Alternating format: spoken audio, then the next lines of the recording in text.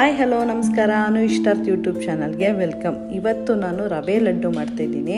ಇದು ಎಕ್ಸ್ಪೆಷಲಿ ಪಿತೃಪಕ್ಷಕ್ಕೆ ಪೂರ್ವಜರಿಗೆ ನಾವು ಇಡಲೇಬೇಕಾದಂಥ ಎಡೆ. ಇದು ಒಂದು ರವೆ ಲಡ್ಡು ಇಟ್ಟು ಪೂಜೆ ಮಾಡೋದ್ರಿಂದ ಅವ್ರಿಗೆ 3 ತಿಂಗಳು ಊಟ ನಾವು ಕೊಟ್ಟಂಗಾಗುತ್ತಂತೆ. ಈ ರವೆ ಲಡ್ಡು ಮಾಡೋಕ್ಕೆ ಬೇಕಾಗಿರೋದು ಮೀಡಿಯಮ್ ರವೆ ಮತ್ತು 1-2 ಸ್ಪೂನ್ ತುಪ್ಪ, 1-3 ಸ್ಪೂನಷ್ಟು ಎಳ್ಳು, ಮತ್ತು ಬಾದಾಮಿ ಮತ್ತು ಗೋಡಂಬಿ, 1 ಚಿಕ್ಕ ಲೋಟದಷ್ಟು ಹಾಲು, 1/2 ಲೋಟದಷ್ಟು ಜೋನಿ ಬೆಲ್ಲ ಅಂದರೆ ಲಿಕ್ವಿಡ್ ಬೆಲ್ಲ. ಜೋನಿ ಬೆಲ್ಲ ಅಂದರೆ ಈ ಥರ ಇರುತ್ತೆ ಲಿಕ್ವಿಡಾಗೆ.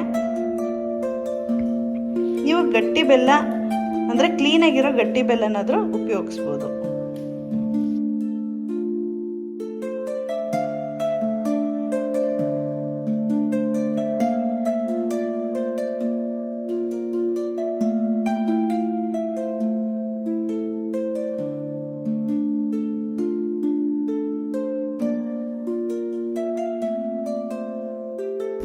ಗೋಡಂಬಿ ಬಾದಾಮಿ ಈ ಥರ ಗೋಲ್ಡನ್ ಫ್ರೈ ಆದ ತಕ್ಷಣ ಎಳ್ಳು ಹಾಕೋಬೇಕು.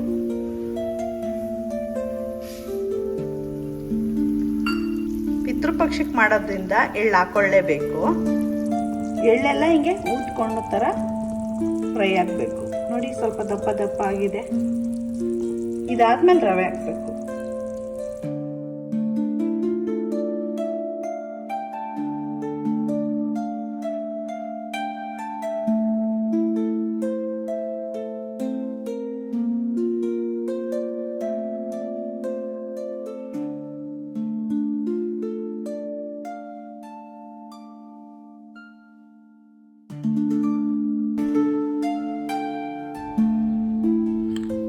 ಏಲಕ್ಕಿ ಪೌಡ್ರನ್ನ ನಾನು ಪೌಡ್ರ್ ಮಾಡ್ಕೊಂಡಿದ್ದೀನಿ. 1/2 ಸ್ಪೂನು, 1/4 ಸ್ಪೂನಷ್ಟು ಹಾಕ್ಕೋಬೇಕು.